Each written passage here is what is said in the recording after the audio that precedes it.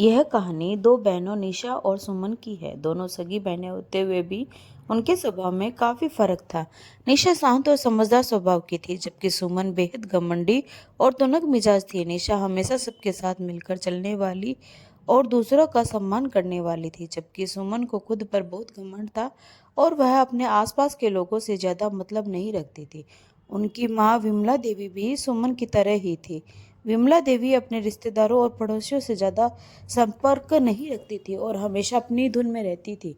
निशा का स्वभाव बिल्कुल अलग था, इसलिए विमला देवी उसे ज्यादा पसंद नहीं करती थी। वह अपनी छोटी बेटी सुमन को ज्यादा चाहती थी, क्योंकि सुमन उन्हीं की तरह घमंड और अकड़ से भरी हुई थी। निशा के विपरीत सुमन अपनी माँ की आंखों का तारा थी। समय बीतता गया और अब निशा के विवाह की बात घर में उठने लगी, लेकिन विमला देवी हर बार रिश्ता ठुकरा देती थी, क्योंकि उन्हें लगता था कि निशा के लिए कोई भी लड़का यह परिवार उनके स्तर का नहीं है।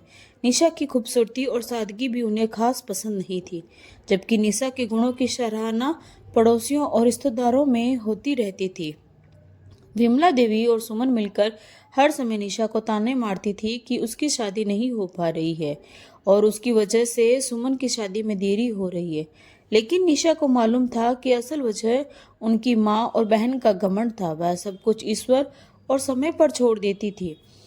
आखिरकार एक दिन निशा की शादी आलोक नाम के युवक से तय हो गई, जो एक साधारण परिवार से था और एक प्राइवेट कंपनी में इंजीनियर था।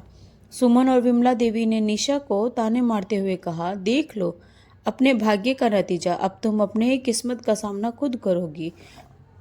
हमने तुम्हारे लिए बहुत कोशिश की, लेकिन तुम्हारे नसीब में तो यही लिखा था। शादी के बाद निशा अपने ससुराल चली गई। वहां उसने अपने अच्छे स्वभाव के कारण सबका दिल जीत लिया। निशा के ससुराल का व्यवसाय पहले से अच्छा नहीं चल रहा था, लेकिन निशा के घर में कदम रखते ही व्यवसाय ने कई ऊंचाइयों को छूना शुरू कर दिया। जल्द ही उसके ससुराल का व्यापार सफल हो गया और निशा का पति आलोक भी सरकारी नौकरी से इंजीनियर बन गया और उसके देवर भी यूपीएससी की परीक्षा पास कर ली और वह आईएएस अधिकारी बन गया। कुछ समय बाद निशा के ससुराल में एक भव्य कोठी खरीदी गई, जिसकी खुशी में एक बड़ी पार्टी आयोजित की गई। पार्टी में निशा के मायके वालों को भी बुलाया गया। विमला देवी और सुमन जब उस कोठी में पहुंची तो उसकी भव्यता देखकर स्तब्ध रह गई। उन्हें अपनी छोटी सी दुनिया बड़ी लगती थी, लेकिन अब वह निशा के ससुराल में समृद्धि देखकर हैरान थी।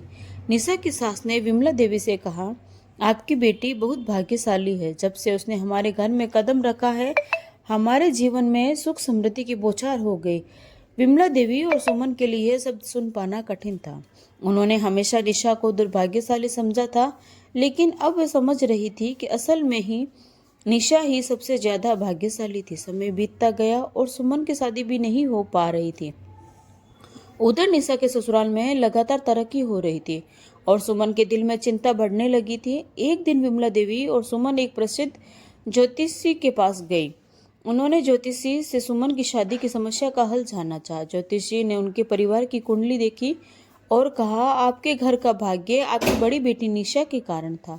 जब वह आपके घर में थी तब आपके परिवार को संपन्नता मिली थी, लेकिन जैसे ही वह ससुराल गई, वह अपनी किस्मत भी अपने साथ ले गई। विमला देवी और सुमन यह सुनकर अवाक रह गई। उन्हें अब एहसास हुआ कि उनका घमंड और सुमन की अकड़ ने उन्हें अंधा कर दिया था। जिस निशा को वे कमतर समझती थी, उसी की वजह से उनका घर चल रहा था।